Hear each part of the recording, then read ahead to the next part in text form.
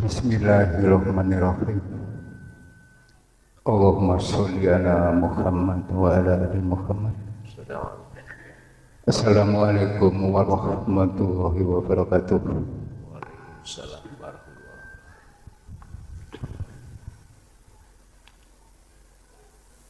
Ya, bukan bingung ya. Rotok bingung berat. Begini Pak,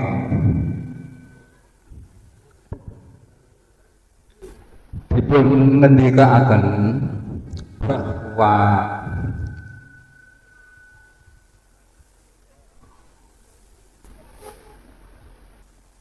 faktanya memang kita ini kan ada ya semua ini, tapi di sisi lain diarahkan bahwa itu satu wujud, yaitu Allah tadi, kan begitu. Saya ingin mengatakan yang melempar itu kan saya, faktanya. Tapi di sisi lain hakikatnya itu juga Allah, kan begitu. Artinya sama saja. Yang taat itu satu, yang maksiat itu juga satu. Terus meluas lagi, makhluk manusia itu satu, jin itu juga satu, kan begitu. Bahkan syaitan itu juga satu. Nah, terus saya ingin ingin pencerahan mengenai ending ya, katakanlah saya menyebut final dari ini semua, dari fakta ini semua. Coba kita sedikit menyinggung dulu bahwa diceritakan surga itu kan hak ya, benar adanya, kan begitu. Neraka benar adanya, bahkan syariat mewajibkan kita mempercayai hari kemudian. Tidak percaya hari kemudian, drop kita, kan begitu. Tidak mempercayai hari kemudian, kacau kita. Jadi ingin pencerahan sekali lagi.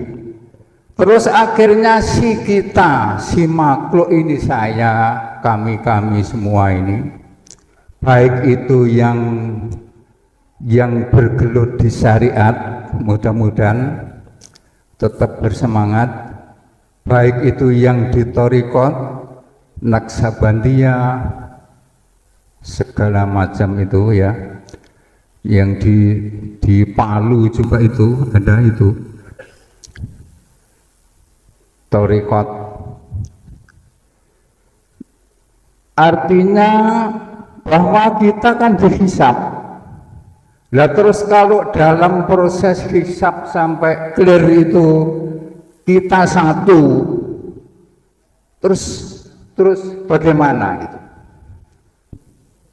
Nah, ya mudah-mudahan ada pencerahan. Terima kasih.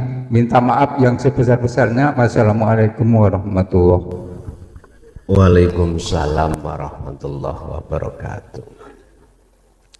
Kita harus memakai dua kacamata dulu. Ada pandangan manusia, ada pandangan Allah. Kita diajarkan Allah keislaman kita umat Islam itu harus sempurna. Ya ayyuhalladzina amanu dkhulu fis-silmi kafah.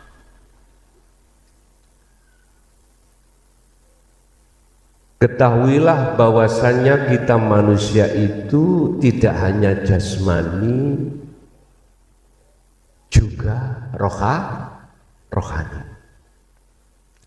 Dikatakan manusia itu terdiri dari jasmani dan rohani. Dalam bahasa Indonesia lewat tokoh pendiri dan pencetus sekaligus pencipta lagu kebangsaan Indonesia Raya itu mengatakan, bangunlah jiwanya, bangunlah badannya. Kesempurnaan dalam Islam tidak hanya jasmani tapi juga rohani.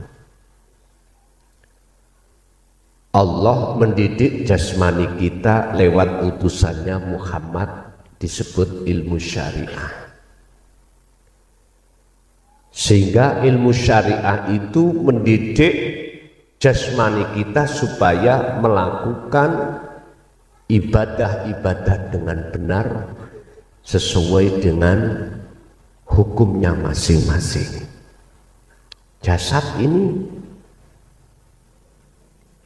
sehingga ada istilah akhlak yang disebut akhlak istimaiyah, akhlak yang berkenaan dengan hablu binanas, akhlak yang berkenaan dengan badan. Ini ditata, diajarkan lewat ilmu syariah.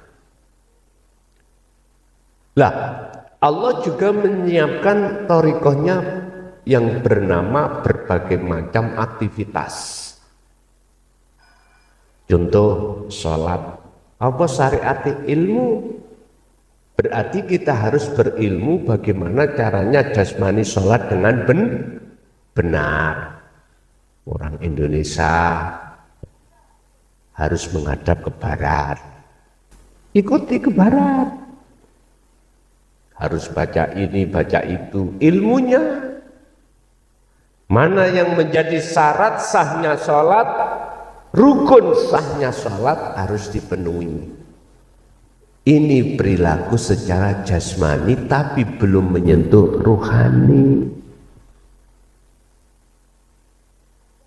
Siapa yang hanya mentolak mengerti tentang ilmu jasmani saja, ilmu syariat saja, ruhaniyah kita mesti loh Pak, kakak, kita jujur. Waktu sholat lari kemana hati? Padahal coba dibuka di dalam ayat apapun. Ketika saat menjelaskan tentang masalah sholat, mengapa di situ tidak memakai kalimat fa'ala, kok memakai koma?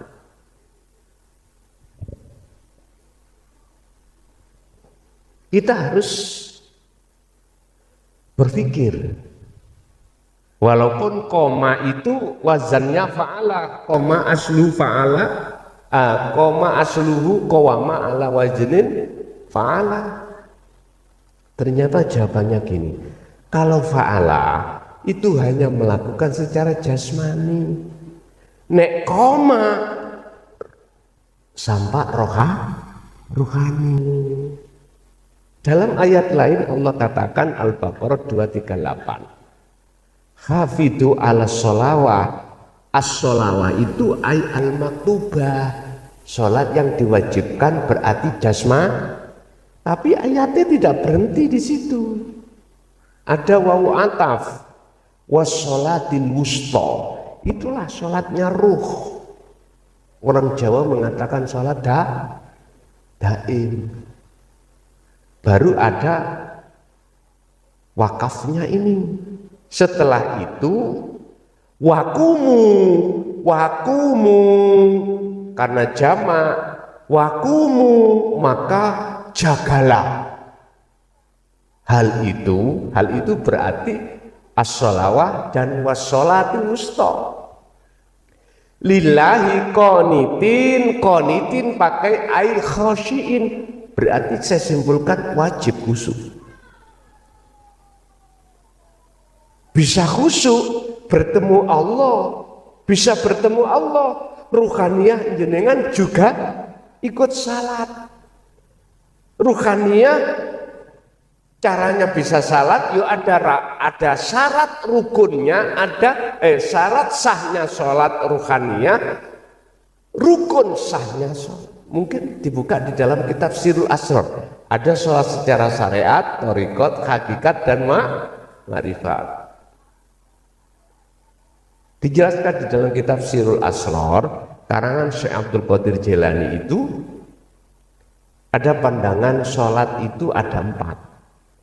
Sholatnya orang syariat, orang thariqah, orang hakikat, orang ma'rifat. Dan ini benar semua miturut makomnya masing-masing. Walaupun saya gak khusyuk, aku di syariat saja, gak bertemu Allah, benar menurut saya.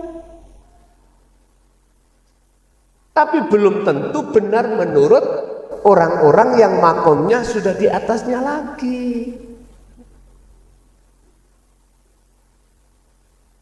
Bapak Ibu, aku tanya, jenengan cara sekolah itu pingin ibtidak, hanya ibtidak terus apa pingin sama mahasiswa? Loh terserah jenengan lah. Kalau saya sih, aku pengen naik sanawi, naik aliyah sampai mahasiswa. Berbagai macam kita alasan, aku enggak mau ke sanawi, kadung enak di ibtidaiyah. Ya monggo, itu haknya sendiri.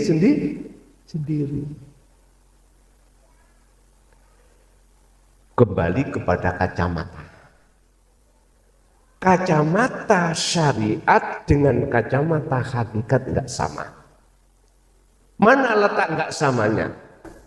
Kalau kacamata syariat itu memandangnya dari segi apapun itu makhluk.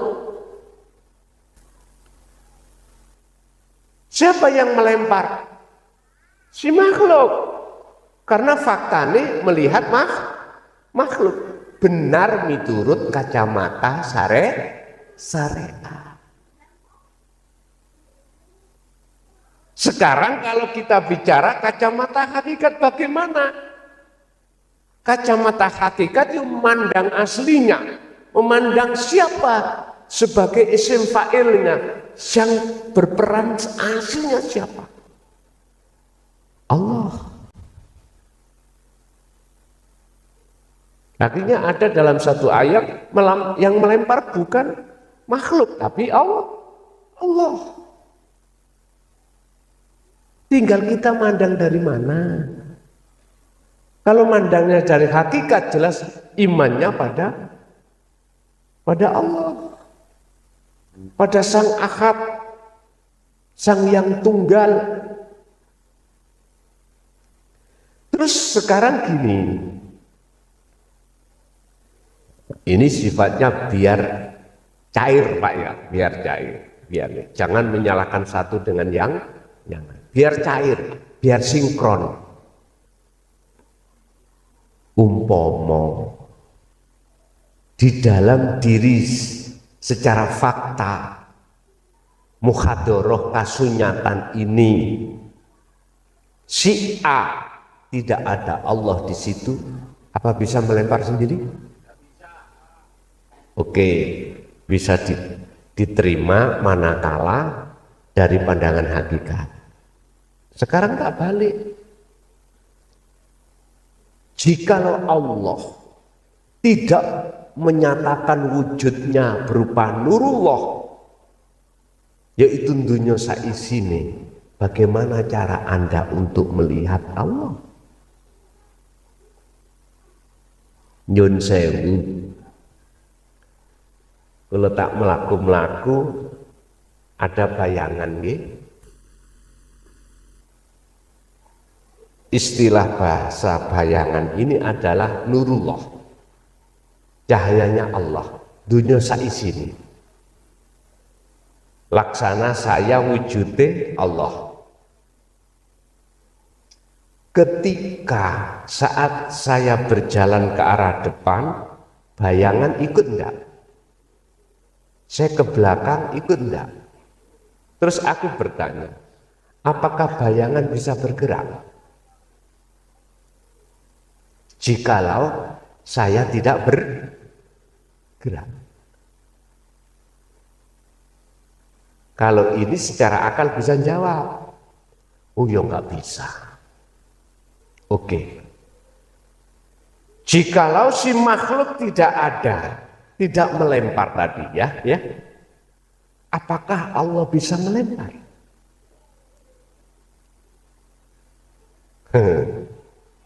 Bundeli pun gini loh Pak. Bagaimana caranya menyinkronkan itu?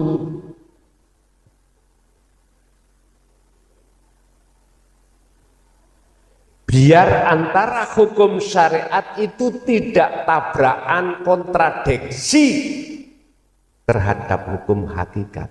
Gini Pak, jadikanlah hukum syariat sebagai hakikat. Jadikanlah dunia ini menjadi akhiratmu.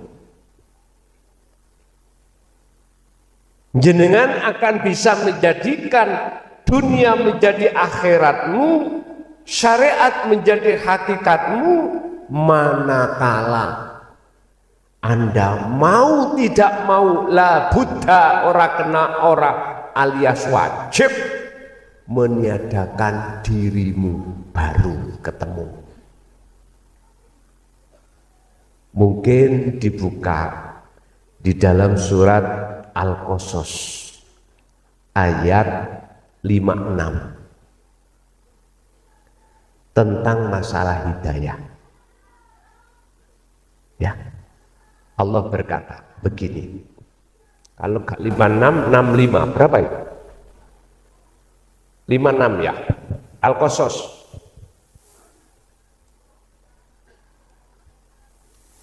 Mungkin sampai terbelalak, mungkin ningali ayat ini.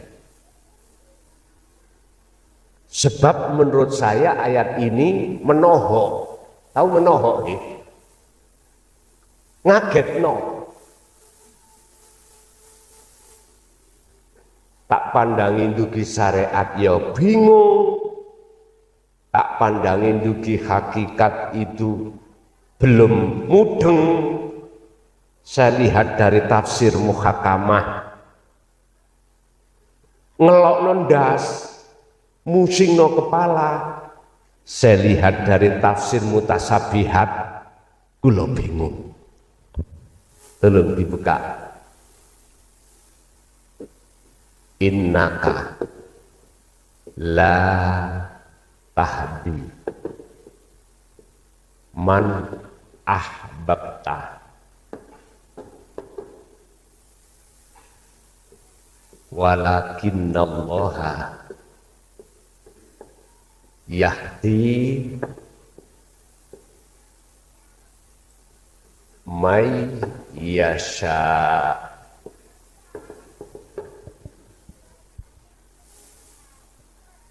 Iki Allah dawuh. Innaka ka kembali kepada langsung Rasulullah. Gak tember-tember. Tahu nggak tember-tember? Gak main-main. Langsung pemimpin kita, Rasul kita, sebagai pemegang wahyu. Innaka sesungguhnya kau Muhammad, iki Allah loh yang dawuh loh ya. Ikulah tahdi, tidak akan pernah bisa memberikan petunjuk man terhadap orang ahbabta, sekalipun orang yang kau cintai, orang dekat. Siapa orang dekat? Anak, istri beliau, para sahabat.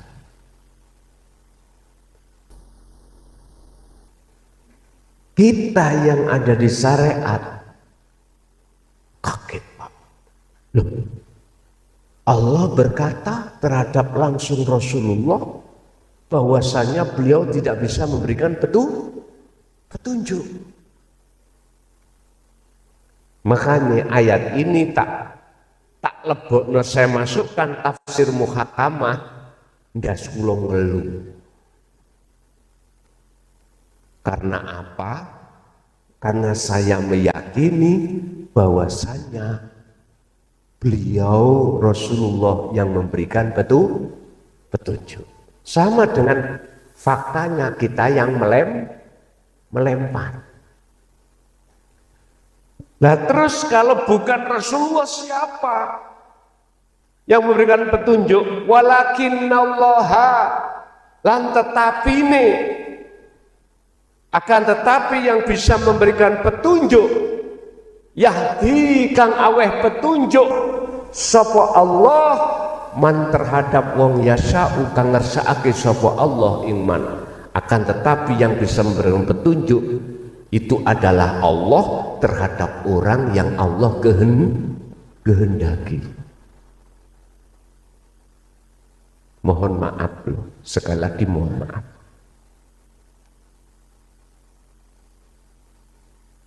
Kita kalau melihat kacamata syariat, ya Rasulullah, faktanya di lapangan itu yang memberikan petunjuk. Ini memang kelas kita di syariat. Tapi jikalau kita berdiam diri terus di situ, tidak naik kelas, tabrakan terus dengan ayat ini. Tabrakan, Pak. Nah terus maksudnya walakinallaha yahdi may yasha, itu yang bagaimana? Fakta secara realita itu Muhammad yang memberikan tausiah, yang memberikan petunjuk, pengajaran, bimbingan. Tapi kok menurut ayat ini kok Allah? Ternyata Bapak Ibu, di dalam diri beliau itu ada Allah. Oleh sebab itu, jikalau jenengan melihat hidupnya, melihat yang fitrah, yang maha suci dalam diri beliau Rasulullah, maka ketemu, oh iya sumbernya dari itu. Ingat, al-a'malu suwarun qaimatun wa arwahuha wujudu siril ikhlas fiha. Amaliyah apapun, ibadah apapun, itu enggak manfaat jikalau ibadah itu tidak disertai ikhlas. Itu laksana ibadah itu seperti patung yang berdiri, tidak bisa apa-apa. Bisanya apa-apa ya dikasih roh, patung kuwi mau. Istilah jasad ya dikasih roh. Lah roh amal iku apa? Wa arwahuha utawi piro-piro roe amal iku wujudu siril ikhlas fiha ing dalem amal. Roe amal iku rahasiane ikhlas. Buka di hikam. Lah rahasiane ikhlas iku apa? Maksudnya sirul ikhlas adalah cahaya makrifat yang ada di dalam hati. Lah cahaya makrifat itu datang prosesnya dari zikir prosesnya dari pendidikan hakikat la ilaha illa anta, munculnya sirul asrar, baru ketemu. Akhirnya tak simpulne ikhlas iku ra rumangsa kalau kita yang melakukan baru ikhlas. Si A, si B, si A kerja, si B yang tidak kerja. Apa mungkin si B itu minta upahnya? Enggak. Karena tidak merasa melakukan.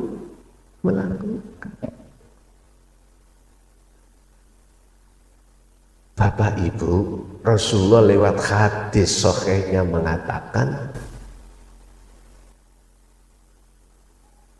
saya tidak diutus di bumi ini kecuali untuk menyempurnakan akhlak manusia. Innama bu'ithtu liutammimma makarimal akhlak. Akhlak yang dimaksud adalah istimaiyah ambi ilahiyah. Hablum minan nas dan hablum minallah.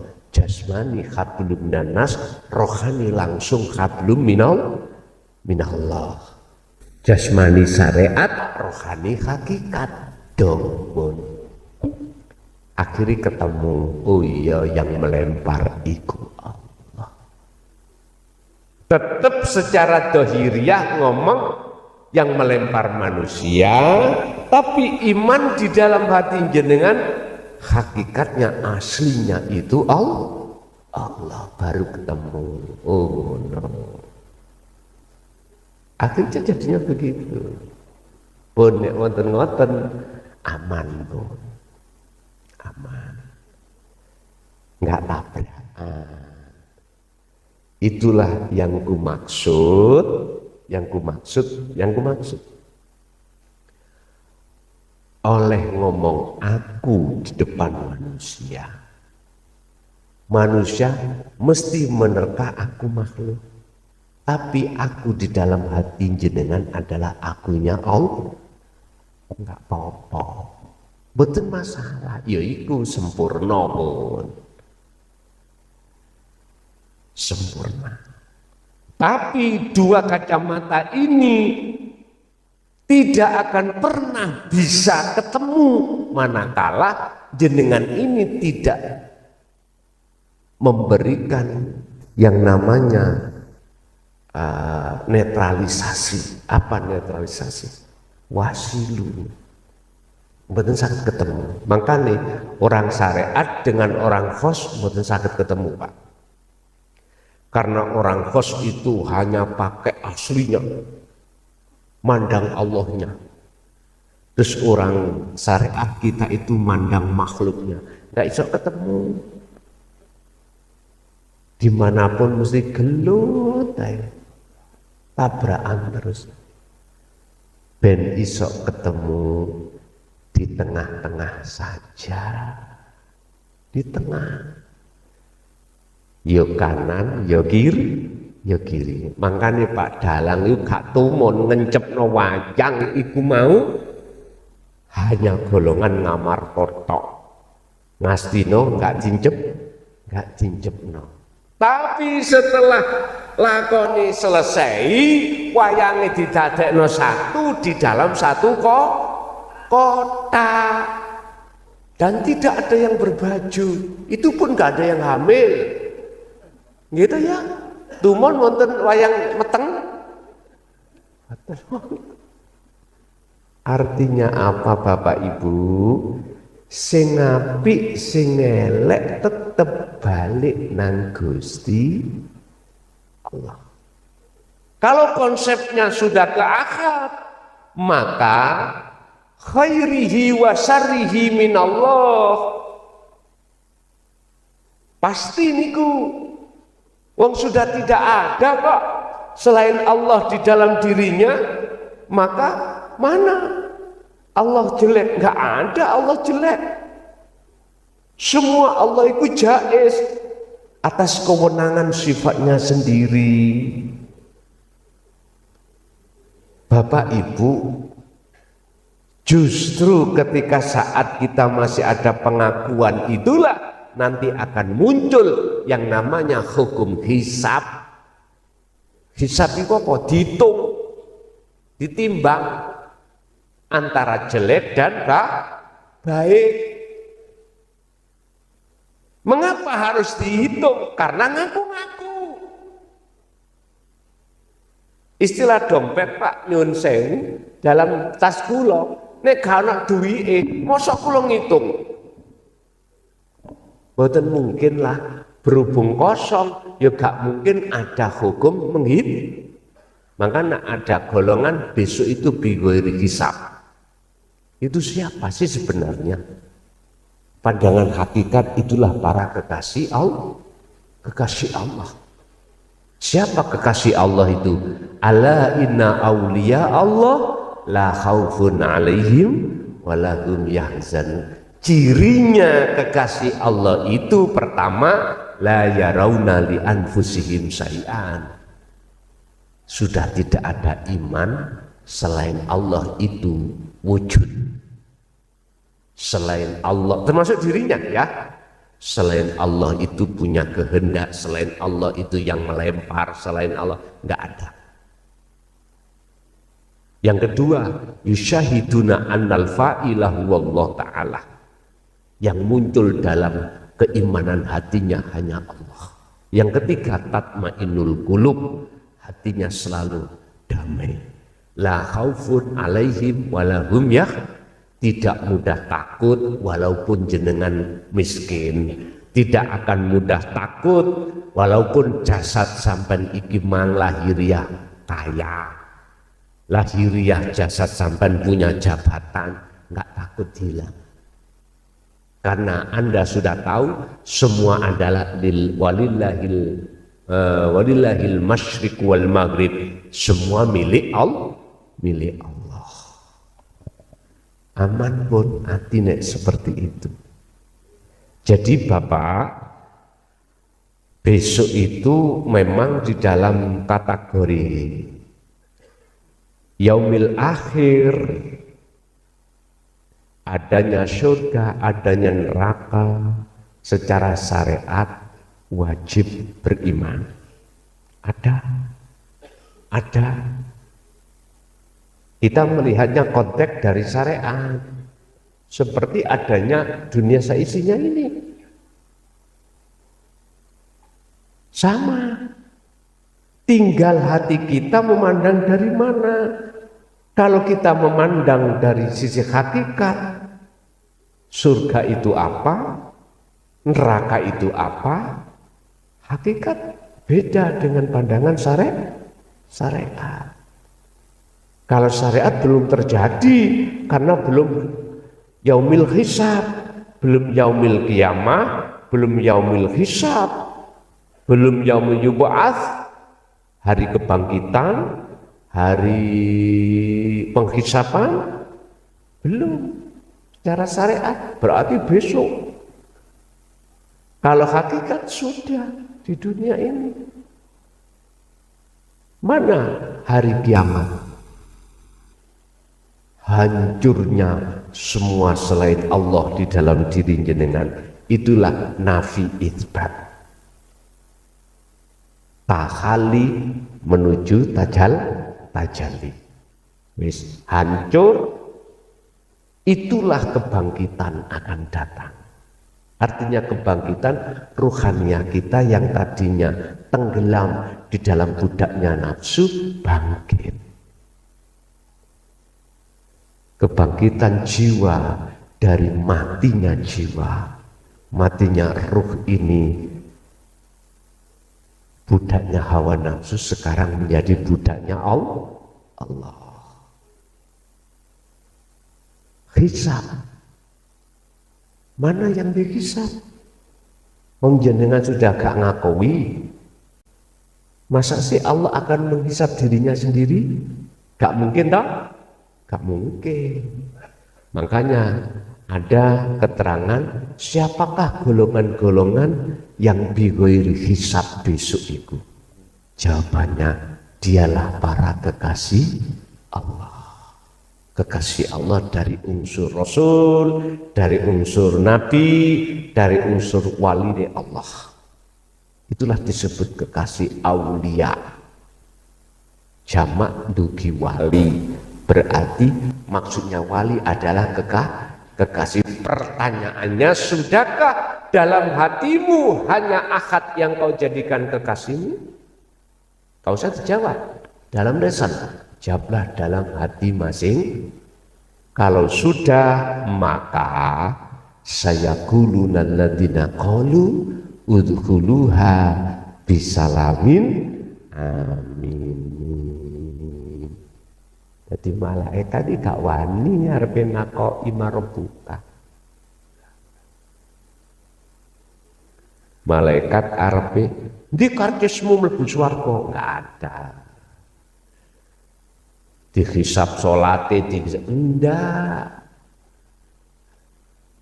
Jadi malaikat disuruh Allah mengatakan udhuluha, rupane ucapan udhuluha, do mlebu sira kabeh ha ing rahmat syariate jannah bisalamin aminin kelawan slamet santausan.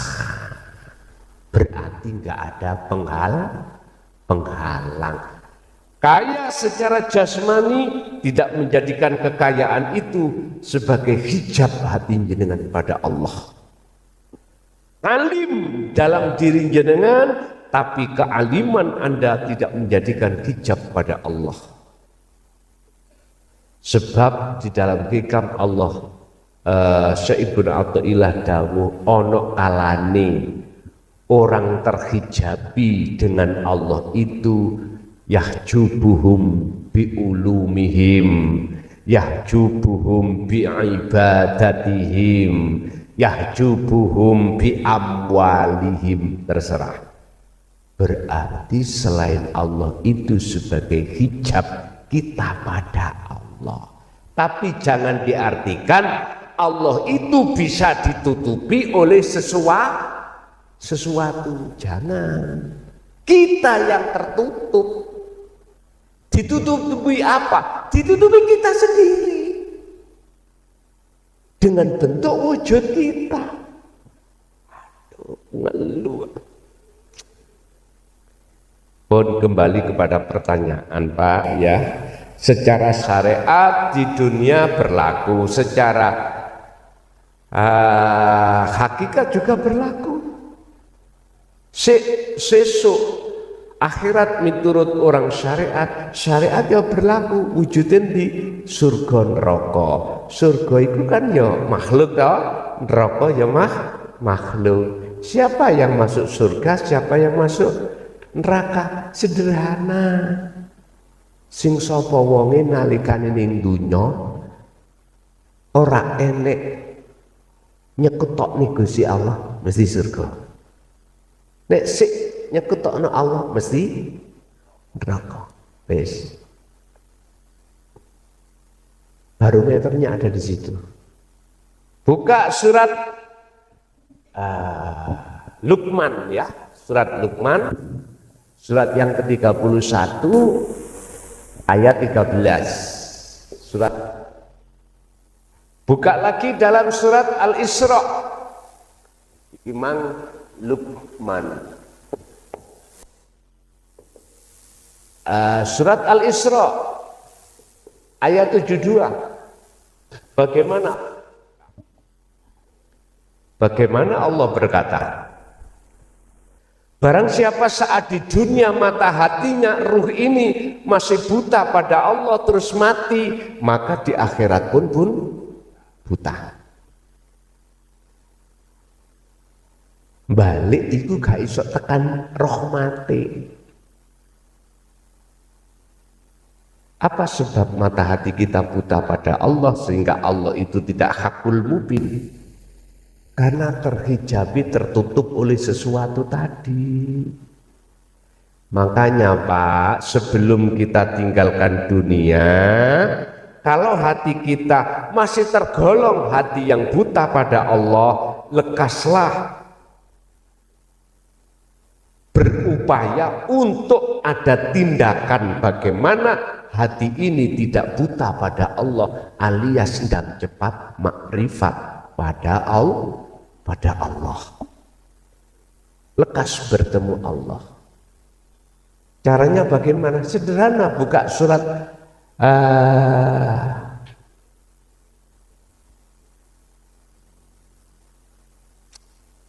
alali aku. 110 itu surat apa? Yang terakhir. Al-Kahfi leres. Buka dalam surat Al-Kahfi ayat yang terakhir. Untuk bertemu Allah sederhana sekali. Wa man kana yarju liqa'a rabbih, ini untuk semua agama. Barang siapa yang ingin bertemu Tuhannya, untuk bagi umat Islam, Rabbihi ay Allah. Hanya 2 syarat. Pertama, fal ya'mal amalan sholihan. Lakukanlah tindakan ruhaniyahmu untuk perbuatan yang baik. Mana perbuatan baik? Perbuatan yang tidak mendolimi diri sendiri. Itu tadi, zikir kholwat. Yang pertama. Yang kedua, wala yusyrik. Lah ini, jangan pernah menyekutukan Allah. Ketika saat jenengan beribadah dengan apapun, jangan. Artinya jangan sampai muncul di dalam hatimu rasa rumongso atau iman bahwasanya selain Allah yang melakukan. Bagaimana caranya bisa tidak seperti itu? Kholwat dikir sirul asro digedek nih, baru ketemu. Pun 2 syarat tok ini, baru jenengan akan ketemu terhadap Tuhanmu. Umat Islam Allah, umat yang lain disebut lainnya Allah. Terserah, nggak ada masalah. Pun ini Bapak Ibu, kita di dunia masih ada kesempatan untuk berbenah diri sebelum kita itu dipanggil dalam satu kepastian, yaitu kematian. Urusan jenengan kali kula tidak mau seperti itu, nggih itu hak jenengan. Apa hak saya untuk menyalahkan? Nggak ada. Tadi sudah saya katakan, fafiru ilallah, tentang kembali lekas berlari menuju Allah itu bagi saya ini laku minhu nadir. Hanya memberikan peringatan aja. Menyampaikan, menyerukan, terserah untuk mau atau tidak. Itu bukan urusan saya. Mengapa saya harus katakan? Itu karena memang nyatane katakan Allah. Yang menyatakan itu Allah, bukan saya. Itu kalau Anda mau memandang dari sisi hakikatnya. Kalau memandang dari sisi makhluknya, ya pikir-pikir. Aku lu klason gak kenal, biografinya yo gak kenal. Bos aku takok wong Mojokerto, ternyata iku tahu gendeng wong iku.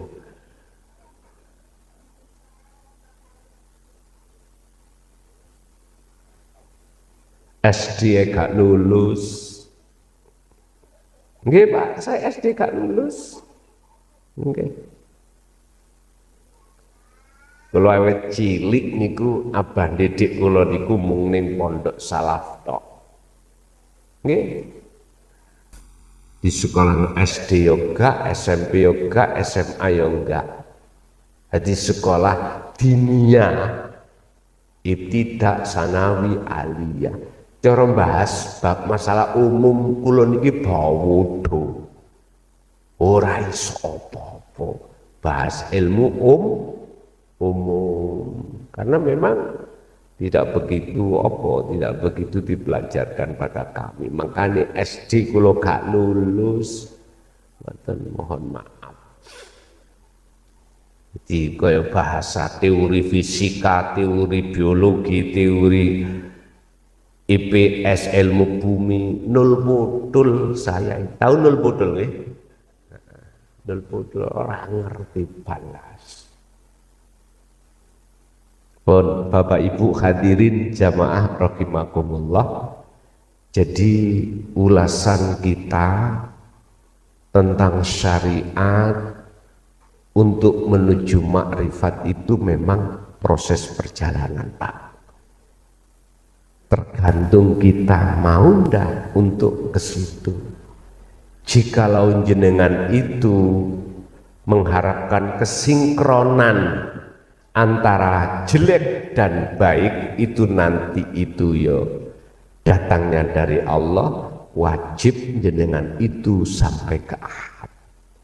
Wajib jenengan itu sampai ke zona musyahadah, baru di situ nanti dong.